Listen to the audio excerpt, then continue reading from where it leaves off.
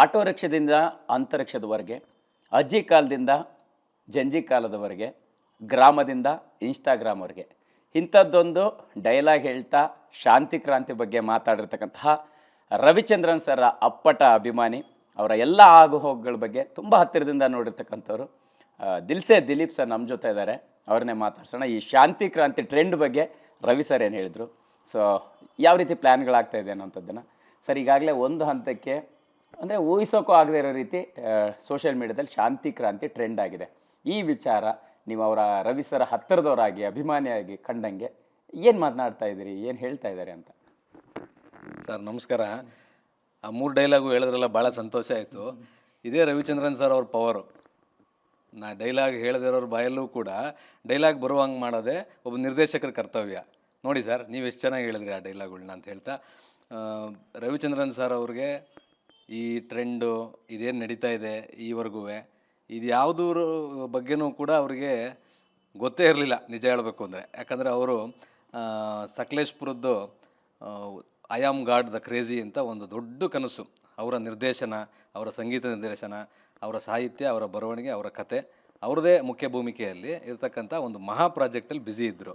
ಈ ಟ್ರೆಂಡೆಲ್ಲ ನೋಡ್ತಾ ನೋಡ್ತಾ ನಾವುಗಳು ಕೂಡ ವೀಡಿಯೋ ಕಳಿಸೋದು ಇದೆಲ್ಲ ಫಾರ್ವರ್ಡ್ ಮಾಡ್ತಾ ಮಾಡ್ತಾ ಅವ್ರು ನೋಡಿ, ಏನಿದು ಇಷ್ಟು ಗೌರವ ಪ್ರಾಪ್ತಿ ಆಗ್ತಾ ಇದೆಯಲ್ಲ, ಈಗ ಇಷ್ಟು ವರ್ಷಗಳ ಕಾಲ ಹುದುಗಿ ಹೋಗಿತ್ತಿದು 35 ವರ್ಷಗಳ ಕಾಲ ಅಂತ ಅವ್ರಿಗೆ ಹೊಸದೊಂದು ಪ್ಲೆಸೆಂಟ್ ಶಾಕ್ ಆಗಿದೆ ಮತ್ತು ಭಾಳ ಆನಂದ ಆಗಿದೆ. ಅವ್ರ ಬಾಯಲ್ಲಿ ಬಂದಂಥ ಮಾತು ಅದನ್ನೇ ಹೇಳಬೇಕು ಅಂದರೆ, ಇಷ್ಟು ವರ್ಷಗಳ ನಂತರ ನನಗೊಂದು ಗೌರವದ ಪ್ರೀತಿನ ಈಗಿನ ಕಾಲದ ಯುವಕರು ಅಂದರೆ 2000 ಇಸ್ವಿ ಆದಮೇಲೆ ಜನಿಸಿರ್ತಕ್ಕಂಥ ನಮ್ಮ ಯುವ ಸಮುದಾಯಗಳು basically who are all using the social media, ಅವರೆಲ್ಲರಿಗೂ ಕೂಡ ಇಷ್ಟೊಂದು ವಿಷಯ ಇದೆಯಲ್ಲ ರವಿಚಂದ್ರನ್ ಸರ್ ಅವರ ಒಂದು ಬತ್ತಳಿಕೆಯಲ್ಲಿ, ಇಷ್ಟೊಂದು ಕೆಲಸಗಳನ್ನು 91ರಲ್ಲೇ ಮಾಡಿದ್ರಲ್ವಾ. ಶಾಂತಿ ಕ್ರಾಂತಿ ಅಂತಕ್ಕಂಥದ್ದು real PAN India cinema. Rajinikanth ಅಂತ ದಿಗ್ಗಜ ಪ್ರತಿಭೆಗಳನ್ನು, ನಾಗಾರ್ಜುನ ಅವರಂಥ ಸೂಪರ್ ಸ್ಟಾರ್ಗಳನ್ನು ಎಲ್ಲರನ್ನೂ ಹಾಕ್ಕೊಂಡು ಅಷ್ಟು ದೊಡ್ಡ ಒಂದು ಮೆಗಾ ಕ್ಯಾನ್ವಾಸ್ 10 ಕೋಟಿಯ ಸಿನಿಮಾ ಮಾಡಿದರು ಅಂತ ಪ್ರತಿಯೊಂದನ್ನು ಮೇ ಬಿ ರವಿಚಂದ್ರನ್ ಸರ್ ಅವ್ರಿಗೆ ಮಾತ್ರ ಮತ್ತು ಆ ಸಿನಿಮಾದಲ್ಲಿ ಕೆಲಸ ಮಾಡಿದಂಥವ್ರು ಮತ್ತು ಈಶ್ವರಿ ಪ್ರೊಡಕ್ಷನ್ಸ್ನ ನಮ್ಮ ಸಿನಿಮನೆ ಏನಿದೆ, ಬಾಲಾಜಿ ಸಾರು ಮತ್ತು ಎಲ್ಲ ಅವರ ಕುಟುಂಬ ಏನಿದೆ, ಅವ್ರಿಗೆ ಮಾತ್ರ ಗೊತ್ತಿದ್ದಂಥ ವಿಷಯಗಳು. ಅದು ಸಿನಿಮಾ ಸಕ್ಸಸ್ ಆಗಲಿಲ್ಲ ಅನ್ನೋ ಕಾರಣಕ್ಕೆ ಹಾಗೆ ಉದಿಗೋಗಿದ್ವು. ಅದನ್ನು ಇವತ್ತು ಒಂದೊಂದೇ ಬಗೆದು ಆಚೆ ತೆಗಿತಿರ್ತಕ್ಕಂಥ ಯುವ ಸಮುದಾಯದ ಮೇಲೆ ರವಿ ಸರ್ಗೆ ತುಂಬ ಖುಷಿಯಾಗಿದೆ. ಸರ್ ಈಗ ಸಹಜವಾಗಿ ಅಂತಂದರೆ ಖಂಡಿತ ಈಗ ಒಂದು ರೀತಿ ಅವ್ರು ನೀವು ಹೇಳಿದಾಗ ಅವರು ಏನೋ ಗೌರವ ಸಿಗ್ತಾ ಇದೆ, ಸಂಭ್ರಮಿಸ್ತಾ ಇದ್ದಾರೆ ಅಂತಂದು ಹೇಳ್ತೀನಿ. ಬಟ್ ಎಕ್ಸಾಕ್ಟಾಗಿ ಈ ಶಾಂತಿ ಕ್ರಾಂತಿ ಟ್ರೆಂಡ್ ಆಗ್ತಿರೋಂಥ ವಿಚಾರ ಅವ್ರ ಗಮನಕ್ಕೆ ಬಂದಾಗ ರಿಲೀಸ್ ಮಾಡುವಂತಹ ಪ್ಲ್ಯಾನ್ ವಿಚಾರ ಏನು ಚರ್ಚೆ ಆಯಿತು? ಯಾಕಂತಂದ್ರೆ ಈಗ ಬಾಲಾಜಿ ಅವ್ರು ಆಲ್ರೆಡಿ ಒಂದು ಹಂತಕ್ಕೆ ಸ್ಪಷ್ಟನೆ ಕೊಡುವಂಥ ಪ್ರಯತ್ನ ಮಾಡಿದ್ದಾರೆ, ಬಟ್ ಆದರೂ ಕೂಡ ಇನ್ನೂ ಮುಂದುವರಿತಾ ಇರೋವಂಥದ್ದು. ಬಾಲಾಜಿ ಸರ್ ಭಾಳ ಅಫಿಷಿಯಲ್ಲಾಗಿ ಪರ್ಫೆಕ್ಟಾಗಿ ಹೇಳಿದ್ದಾರೆ. ಪ್ರಥಮವಾಗಿ ಅವರ ಮಾತಲ್ಲಿ ನೋಡಿದ್ರೆ ಧನ್ಯವಾದ ಅರ್ಪಿಸಿದ್ದಾರೆ. ಇಷ್ಟು ಒಂದು ಪ್ರೀತಿ ಸಿಗ್ತಾ ಇದೆ, ಅದಕ್ಕೆ ನಾನು ಆಭಾರಿ ಚಿರಋಣಿ ಅಂತ ಹೇಳಿದ್ದಾರೆ. ಈಶ್ವರಿ ಸಂಸ್ಥೆಯ ವತಿಯಿಂದ ಒಂದು ಅಫಿಷಿಯಲ್ಲಾಗಿ ಬಾಲಾಜಿ ಸರ್ ಭಾಳ ಚೆನ್ನಾಗಿ ಅದಕ್ಕೆ ಎಕ್ಸ್ಪ್ಲನೇಷನ್ ಕೊಟ್ಬಿಟ್ಟಿದ್ದಾರೆ. ಆಮೇಲೆ ರೀಲ್ಸ್ಗಳು ಏನು ಬೆಂಕಿ ಅವಘಡಕ್ಕೆ ತುತ್ತಾಗಿ ಮೆಲ್ಟ್ ಆಗಿದೆ, ಬಟ್ ಅದನ್ನು ರಿಟ್ರೀವ್ ಮಾಡೋ ಕೆಲಸಗಳಲ್ಲಿ ನಾವು ಸ್ಟಾರ್ಟಿಂಗಿಂದನೇ ಯಾವಾಗ ಈ ಟ್ರೆಂಡ್ ಬಂತು ಅಲ್ಲಿಂದಲೇ ಶುರು ಮಾಡಿದ್ದೀವಿ. ಅಣ್ಣ ಹತ್ರನೂ ಅಂದರೆ ನಮ್ಮ ರವಿ ಸರ್ ಹತ್ರನೂ ಚರ್ಚೆ ಮಾಡಿದ್ವಿ ಅಂತಲೂ ಕ್ಲೀನಾಗಿ ಹೇಳಿದ್ದಾರೆ. ಸೊ ಭಾಳ ಚೆನ್ನಾಗಿ ಸ್ಪಷ್ಟನೆ ಕೊಟ್ಟಿದ್ದಾರೆ ಬಾಲಾಜಿ ಸರು.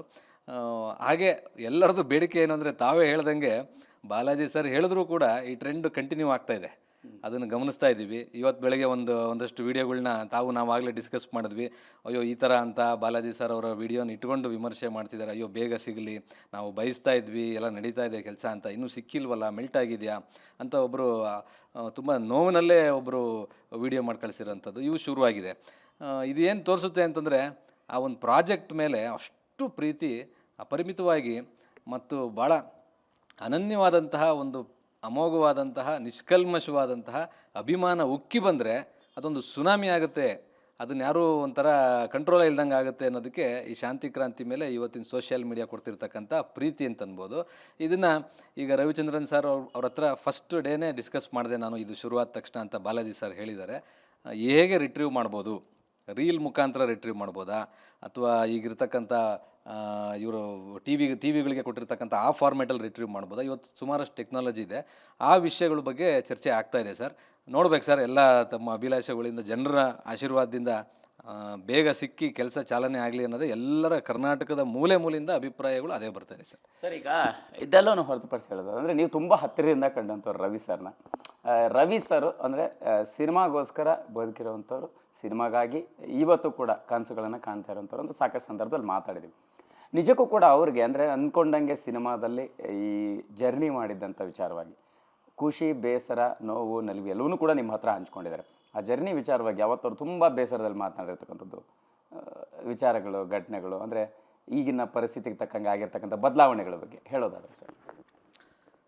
ಸರ್, ರವಿ ಸರ್ ಹತ್ರ ಸಾಕಷ್ಟು ಕಲ್ತಿದ್ದೀವಿ. ಯಾಕಂದರೆ ನಾನು ಯಾವಾಗಲೂ ಹೇಳೋ ಥರ ಅವರು ಹಿಮಾಲಯ ಪರ್ವತ, ಅದರ ಬುಡದಲ್ಲಿ ನಾವೆಲ್ಲ ಓಡಾಡ್ಕೊಂಡಿರ್ತಕ್ಕಂಥ ಚಿಕ್ಕ ಪ್ರಾಣಿ ಪಕ್ಷಿಗಳು ನಾವು ಅಷ್ಟೇ. ಸೊ ಅಂಥ ಪರ್ವತ ಪ್ರತಿಭೆ ರವಿಚಂದ್ರನ್ ಸಾರು ಭಾಳಷ್ಟು ವಿಷಯಗಳನ್ನ ನಮ್ಮ ಹತ್ರ ಒಂದು ಅನುಭವಗಳ ರೀತಿಯಲ್ಲಿ ಹಂಚ್ಕೊಳ್ತಾ ಇರ್ತಾರೆ. ಅವ್ರು ಯಾವಾಗಲೂ ಅಷ್ಟೇ ಒಂದು ಪ್ರತಿಯೊಂದು ಘಟನೆಗಳಲ್ಲೂ ಅವ್ರಿಗೆ ನಿಸರ್ಗ ಮಾತಾಡೋದಾಗಲಿ, ಅವ್ರಿಗೆ ಮಕ್ಕಳ ರೂಪದಲ್ಲಿ ಸಿಕ್ಕಂಥ ಕೆಲವು ವಿಷಯಗಳಾಗಲಿ, ಅವ್ರಿಗೆ ಆಶೀರ್ವಾದ ಸ್ವರೂಪವಾಗಿ ಮುಂಚೆ ಅವ್ರಿಗೆ ಬಂದಂಥ ಕೆಲವು ವಿಷಯಗಳಾಗಲಿ, ಅವರ ಸಿನಿ ಜರ್ನಿ ಆಗಲಿ, ಅವರ ಬದುಕಿನ ಜೀವನ ಆಗಲಿ, ಎಲ್ಲೇ ಹೋದ್ರು ಸರ್ ಅವರೊಂದು ಮಾತು ಹೇಳಿದ್ರು ಅಂದರೆ, ಅವರೊಂದು ಕತೆ ಹೇಳಿದ್ರು ಅಂದರೆ, ಅವರೊಂದು ಸನ್ನಿವೇಶ ಹೇಳಿದ್ರು ಅಂದರೆ ಖಂಡಿತವಾಗ್ಲೂ ಆ ಅನುಭವದ ಪಾಠ ಅದು ಕೋಟಿ ಕೊಟ್ಟರು ಎಲ್ಲೂ ಸಿಗೋದಿಲ್ಲ. ಆ ರೀತಿಯಲ್ಲಿ ರವಿಚಂದ್ರನ್ ಸಾರು ಆ ವಿಷಯನ ನಮಗೆ ಪ್ರಸ್ತುತಪಡಿಸ್ತಾರೆ. ಯಾವಾಗಲೂ ನಾವು ಅದನ್ನು ಗಮನಿಸಿದ್ದೀವಿ, ತುಂಬ ಕಲ್ತಿದ್ದೀವಿ. ಅವ್ರ ಮಾತುಗಳಲ್ಲಿ ಯಾವಾಗಲೂ ಅವರು ಒಂದು ಸ್ವಾರಸ್ಯ ಯಾವಾಗಲೂ ಅಡಗಿರುತ್ತೆ, ಒಂದು ನಗು, ಒಂದು ತಮಾಷೆ ಜೊತೆಲೇ ವಿಷಯವನ್ನು ಉಣಬಡಿಸ್ತಾ ಇರ್ತಾರೆ. ಆ ಥರ ಸಾಕಷ್ಟು ವಿಷಯಗಳಿದೆ. ಈ ನಿಟ್ಟಿನಲ್ಲಿ ಶಾಂತಿಕ್ರಾಂತಿ ರಿಲೇಟೆಡಾಗಿ ಹೇಳಬೇಕು ಅಂತಂದರೆ, ಅವರು ಆವಾಗ ಎಲ್ಲ ಅಲ್ಲಿ ಅವತ್ತಿನ ಒಂದು ಮುಖ್ಯಸ್ಥರುಗಳು ಮತ್ತು ಎಲ್ಲ ಥಿಯೇಟರ್ಸ್ ಕಮಿಟಿ ಮತ್ತು ನಮ್ಮ ಚೇಂಬರ್ ಆಫ್ ಕಾಮರ್ಸ್ ಎಲ್ಲ ಈ ಅವತ್ತಿನ ಸನ್ನಿವೇಶ ಏನಿತ್ತು, ಅಲ್ಲಿ ಒಂದು ರೇಟ್ ಆಫ್ ಅಡ್ಮಿಷನ್, ಈಗ ಎಲ್ಲರೂ 10 ಲಕ್ಷ, 15 ಲಕ್ಷ, 20 ಲಕ್ಷದಲ್ಲಿ ಸಿನಿಮಾ ಮಾಡ್ತಾಯಿರ್ತಾರೆ. ಅಂಥವ್ರಿಗೆ ನೀವು ₹1 ಟಿಕೆಟ್ ಇಟ್ಟರೆ, 50 ಪೈಸೆ ಟಿಕೆಟ್ ಇಟ್ಟರೆ, ₹2 ಟಿಕೆಟ್ ಇಟ್ಟರೆ ಅದು ಒಂಥರ ಸರಿ ಆಗುತ್ತೆ. ಒಂದು 100 ದಿನ ಓಡೋಷ್ಟೊತ್ತಿಗೆ ಸಿನಿಮಾ ಯಶಸ್ವಿ ಅಂತ ಆಗುತ್ತೆ. ಅವಾಗೆಲ್ಲ ಸಿಲ್ವರ್ ಜೂಬ್ಲಿ 1 ವರ್ಷ ಓಡುವಂಥ ಕಾಲಗಳು. ಇವಾಗಿನ ಥರ 3 ದಿನದ ಆಟ ಇರಲಿಲ್ಲ. ಅಂಥ ಟೈಮಲ್ಲಿ ರವಿಚಂದ್ರನ್ ಸರ್ ಹೇಳೋದಂತಲ್ಲ, ನಾನು 10 ಕೋಟಿ ಹಾಕ್ತೀನಿ, 5 ಕೋಟಿ ಹಾಕ್ತೀನಿ, ಕಮ್ಮಿ ಅಂದರೆ 2 ಕೋಟಿಯಿಂದ ಸ್ಟಾರ್ಟ್ ಮಾಡಿದ್ವಿ ಜರ್ನಿನ.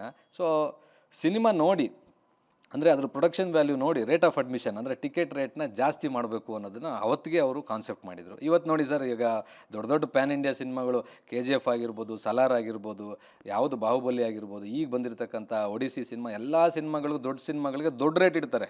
₹2,000 ತನಕ ಟಿಕೆಟ್ ಇಟ್ಟು ನೋಡ್ತಾರೆ. ಸೊ ನೀವು ಇವಾಗ ಏನು ಮಾಡ್ತೀರಾ, ಅದು ಆದಷ್ಟು ಬೇಗ 1,000 ಕೋಟಿ ಹೋಯಿತು, 2,000 ಕೋಟಿ ಹೋಯಿತು ಅಂತ ಪ್ಯಾನ್ ವರ್ಲ್ಡ್ ಸಿನಿಮಾ ಥರ ಮಾತಾಡ್ತೀವಿ. ಬಟ್ ರವಿಚಂದ್ರನ್ ಸರ್ಗೆ ಅವತ್ತು ಕಲ್ಪನೆ ಇತ್ತು, ನಾನು ಕೊಡ್ತಿರ್ತಕ್ಕಂಥ ಪ್ರಾಡಕ್ಟ್ಗೆ ಈ ಬೆಲೆ ಇದೆ.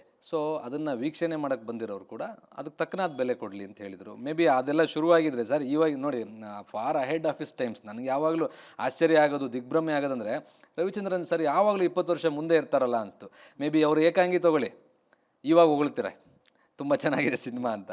ಈ ಶಾಂತಿಕ್ರಾಂತಿ ಬಿಡಿ, 35 ವರ್ಷ ಆದಮೇಲೆ ಅದನ್ನು ತೆಗೆದು ಹೆಕ್ಕಿ ನಾವು ಅನುಭವಿಸ್ತಾ ಇದ್ದೀವಿ. ಅವ್ರು ಬರೆದಿರೋ ಲಿರಿಕ್ಗಳು ಹಂಗೆ ಸರ್. ಅವತ್ತು ಕೋದಂಡರಾಮ ಸಿನಿಮಾದಲ್ಲಿ ಅಷ್ಟು ಗಮನಿಸಲಿಲ್ಲ ಸಾಂಗ್ಸ್ನ, ಇವಾಗ ರೀಲ್ಸ್ ಆಗ್ತಾ ಇದ್ದಾವೆ. ಮಲ್ಲೆ ಹೂವ ಚಂದನ ಆ ಸಾಂಗ್ ಆಗಿರ್ಬೋದು, ಯಾರವ್ವ ಇವಳು ಚೆಲುವೆ ಚೆಲುವೆ ಆಗಿರ್ಬೋದು, ಅವ್ರದ್ದು ಓನನ್ನಲ್ಲೇ ಸಿನಿಮಾ ಸಾಂಗ್ಸ್ಗಳಾಗಿರ್ಬೋದು, ಏಕಾಂಗಿ ಸಾಂಗ್ಸೇ ತಗೊಳ್ಳಿ, ಇವತ್ತು ಹೈಯೆಸ್ಟು ರೀಲ್ಸ್ಗಳು, ಹೈಯೆಸ್ಟ್ ಪ್ಲೇಟ್, ತುಂಬ ಜನ ಮನಸಾರೆ ಇಷ್ಟಪಟ್ಟು ಕೇಳೋವಂಥ ಹಾಡುಗಳು ಏಕಾಂಗಿ ಅಂತ ಮಾತಾಡ್ತಾರೆ. ಮಲ್ಲ ಹಾಡುಗಳಿರ್ಬೋದು, ಕಮರ್ಷಿಯಲಿ ಸಕ್ಸಸ್ ಆಗಿರೋವು, ಸಕ್ಸಸ್ ಆಗದೇ ಇರೋವಾಗಲಿ, ರವಿಚಂದ್ರನ್ ಸರ್ ಯಾವಾಗಲೂ ಕೂಡ ಪ್ರಸ್ತುತವಾಗಿರ್ತಾರೆ. ಅವರ ಸಂಗೀತದಿಂದ, ಅವ್ರ ಮಾತಿನಿಂದ, ಅವ್ರ ರಿಯಾಲಿಟಿ ಶೋಲ್ಲಿ ಬಂದು ಕೂತ್ಕೊಂಡ್ರೂ ಸಾಕು, ಅವ್ರು ಹೇಳೋ ಒಂದು 2 ನುಡಿಮುತ್ತುಗಳನ್ನ ಕೇಳಲಿಕ್ಕೆ ಭಾಳಷ್ಟು ಜನ ಕಾಯ್ತಾ ಇರ್ತಾರೆ. ಎಲ್ಲ ಅಲ್ಲಿ ಕೂತಿರ್ತಕ್ಕಂಥ ಗೆಸ್ಟ್ ಮಾತುಗಳದೆಲ್ಲ ಒಂದು ತೂಕ ಆಗಿದ್ದರೆ, ರವಿಚಂದ್ರನ್ ಸರ್ ಹೇಳ್ತಕ್ಕಂಥ ಒಂದು ಮಾತಿಗೆ ಅವ್ರದ್ದೇ ಆದ ಅಭಿಮಾನಿ ಬಳಗ ಇದೆ. ಅವ್ರು ಹೇಳೋ ಒಂದು ಪಂಚ್ ಲೈನರ್ಸ್ ಇರ್ಬೋದು, ಅವ್ರ ಸ್ಪಾಂಟಾನಿಟಿ, ಆ ಟೈಮಲ್ಲೇ ಒಂದು ಪನ್ನ, ಆ ಟೈಮಲ್ಲೇ ಒಂದು ತ್ರಾಸ ಇಲ್ಲದೆ ಪಟ್ ಅಂತ ಜೋಡಿಸ್ಬಿಟ್ಟು ಹೇಳೋವಂಥ ಅಪ್ಪಟ ಒಂದು ಅದ್ಭುತವಾದಂತಹ ಕವಿ ಪ್ಲಸ್ ಅದ್ಭುತವಾದಂತಹ ಕಲಾವಿದರು ನಮ್ಮ ರವಿಚಂದ್ರನ್ ಸರ್. ಸರ್, ಈಗ ಪರ್ಟಿಕ್ಯುಲರ್ ಆಗಿ ಶಾಂತಿಕ್ರಾಂತಿ ಬಗ್ಗೆ ಮಾತಾಡೋಂಥದ್ದು, ಅವತ್ತಿನ ಜರ್ನಿ ಹೆಂಗಿತ್ತು ಏನು ಅನ್ನೋಂಥದ್ರ ಬಗ್ಗೆ ನಿಮಗೆ ಈಗೇನಾದ್ರು ಟ್ರೆಂಡ್ ಆದಮೇಲೆ ಹಂಚ್ಕೊಂಡಿದ್ದು, ಮಾತನಾಡಿದ್ದು, ಭೇಟಿ ಮಾಡಿದ್ದು ಅದೆಲ್ಲವೂ ಇದೆಯಾ? ಜೊತೆಗೆ ಹೆಂಗೆ ಕನ್ಸ್ಕೊಂಡಿದ್ರು ಅಂತ, ಯಾಕಂತಂದರೆ ನಿಮ್ಮ ಹತ್ರ ತುಂಬ ಆಪ್ತವಾಗಿ ಮಾತಾಡುವಾಗ ಹೇಳಿರೋವಂಥದ್ದು. ಸರ್, ನಮ್ಮ ಕೆಲಸವೇ ನಾವು ಜೊತೆಲಿದ್ದಾಗ ಶಾಂತಿಕ್ರಾಂತಿ ಬಗ್ಗೆ ಹೇಳಿ ಸರ್, ಏಕಾಂಗಿ ಬಗ್ಗೆ ಹೇಳಿ ಸರ್, ಇದು ಹೆಂಗೆ ಉಟ್ಕೊಂಡು ಸರ್, ಈ ಸಾಹಿತ್ಯ ಹೆಂಗೆ ಬರೆದ್ರಿ ಸರ್, ಈ ಥರದ್ದು. ಮತ್ತು ಆವಾಗ ಮ್ಯೂಸಿಕ್ ಮಾಡ್ಬೇಕಾದ್ರೆ ಹಂಸಲೇಖ ಸರ್ ಜೊತೆಲಿರುವಾಗ ಅದು ಹೆಂಗೆ ಉಟ್ತು ಸರ್, ಇದು ಕೇಳೋದೇ ನಮ್ಮ ಕೆಲಸ. ಏನೋ ಬರೀ ಇಂಟರ್ವ್ಯೂ ಮಾಡ್ತೀರಾ ಅಂತಂತಾರೆ ಅವರು. ಯಾಕಂದರೆ ಹಳೇದನ್ನೇನು ಇವಾಗ ಮುಂದಕ್ಕೆ ನಾನು ಸಾಧನೆ ಮಾಡಬೇಕು, ಹಳೇದೇನು ನಾನು ಹೇಳೋದು ಅಂತಾರೆ. ನಮ್ಮ ಅನುಭವಕ್ಕೆ ನಾವು ಹೆಕ್ಕಿ ಕೆಲವು ವಿಷಯಗಳನ್ನ ತಗೊಳ್ಬೇಕಾದ್ರೆ ಸುಮಾರಷ್ಟು ವಿಷಯಗಳು ಶಾಂತಿ ಕ್ರಾಂತಿ ಬಗ್ಗೆ ಹೇಳ್ತಾರೆ. ನಾನು ಒಂದು ಕೆಲವು ನೆನಪಿಸ್ಕೋಬೇಕು ಅಂತಂದರೆ ಆ ಎಡಿಟಿಂಗ್ ವಿಷಯದ್ದೊಂದು ಚೆನ್ನಾಗಿ ಹೇಳಿದರು.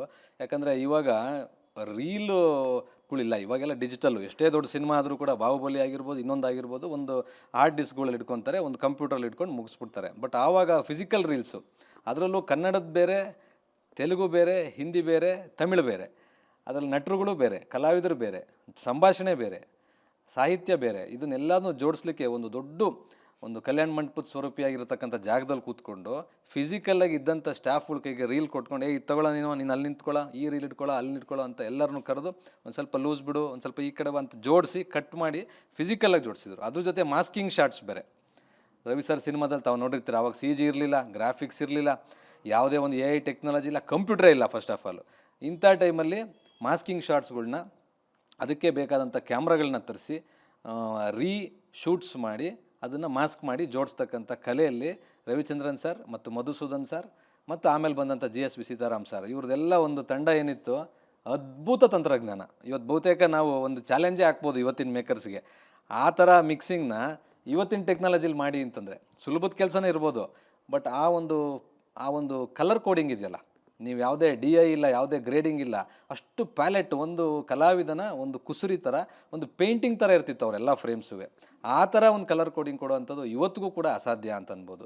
ಆಮೇಲೆ ಭಾಳ ಮುಖ್ಯವಾಗಿ ಶಾಂತಿ ಕ್ರಾಂತಿ ಬಗ್ಗೆ ಈ 1991, 90s ಆ ಟೈಮ್ನಲ್ಲಿ ಏನಾಗಿತ್ತಂದರೆ ಒಂದು ಆರ್ಥಿಕ ಹಿಂಜರಿತ ಇತ್ತು ನಮ್ಮ ದೇಶದಲ್ಲಿ. ಆಮೇಲೆ ಮನಮೋಹನ್ ಸಿಂಗ್ ಸಾಹೇಬರು ಅವತ್ತಿನ ನೀತಿಗಳನ್ನು ಸರಿ ಮಾಡಿ ಗ್ಲೋಬಲೈಸೇಷನ್ ಆಗ್ತಿತ್ತು. ಒಂದಷ್ಟು ವಿಷಯಗಳು ತಮಗೆ ಗೊತ್ತಿರುತ್ತೆ, ಅದು ರಾಜಕೀಯದ ವಿಷಯಗಳು. ಆವತ್ತಿನ ಪರಿಸ್ಥಿತಿಯಲ್ಲೂ ಕೂಡ ರವಿಚಂದ್ರನ್ ಸರ್, ಈಶ್ವರಿ ಅನ್ನೋ ಸಂಸ್ಥೆ, ವೀರಸ್ವಾಮಿ ಸರ್, ಇವರು ಸಂಸ್ಥೆ 3,500 ಜನ ಮಕ್ಕಳನ್ನ ಇಟ್ಕೊಂಡು, ದಿಗ್ಗಜ ಪ್ರತಿಭೆಗಳಿಟ್ಕೊಂಡು, ರಜನಿಕಾಂತ್ ಅವ್ರನ್ನಂಥವ್ರನ್ನ ಕರ್ಕೊಂಡು ಬಂದು 1 ಕೋಟಿ ರೂಪಾಯಿ ಚೆಕ್ ಕೊಟ್ಟು ಅವ್ರ ಜೀವನದಲ್ಲಿ ಪ್ರಥಮ ಚೆಕ್ ಅಂತ ನಾನು ಕೇಳ್ಪಟ್ಟಿದ್ದೀನಿ, ಅಷ್ಟು ದೊಡ್ಡ ಮೊತ್ತದ್ದು. ಮತ್ತು ನಾಗಾರ್ಜುನ ಸಾರು, ಜೂಹಿ ಚಾವ್ಲಾ ಅವರು, ರಮೇಶ್ ಅರವಿಂದ್ ಸಾರು, ಅನಂತ್ ನಾಗ್ ಅವರು, ಆಮೇಲೆ ಖುಷ್ಬೂ ಮೇಡಮ್ ಅವರು, ಶ್ರೀನಾಥ್ ಸಾರು, ಈ ಥರ ಇದಕ್ಕೆ ಪೋಷಕ ನಟ ವರ್ಗ, ಅದಕ್ಕೆ ಸರಿಸಾಟಿಯಾಗಿ ನಿಲ್ತಕ್ಕಂಥ ಆಯಾ ಭಾಷೆಗಳ ಪೋಷಕ ವರ್ಗಗಳು. ಸರ್ ಇದು ಹುಡುಗಾಟನೆಲ್ಲ, ಇದು ಮೆಗಾ ಕ್ಯಾನ್ವಾಸ್ ಸರ್. 3,500 ಜನ ಮಕ್ಕಳು ಸೆಂಟ್ ಆ್ಯನ್ ಸ್ಕೂಲು, ಸೆಂಟ್ ಲೂಡ್ ಸ್ಕೂಲಿಂದ ಬಂದು, ಇನ್ನೊಂದು 5-6 ಶಾಲೆಗಳಿಂದ ಬೆಂಗಳೂರಲ್ಲಿ ಬಂದು ಪ್ಯಾಲೇಸ್ ಗ್ರೌಂಡನ್ನೇ ಆಶ್ರಮ ಮಾಡಿ ಆಲ್ಮೋಸ್ಟ್ 2.5-3 ವರ್ಷ ಪ್ಯಾಲೇಸ್ ಗ್ರೌಂಡಲ್ಲೇ ಶೂಟಿಂಗು.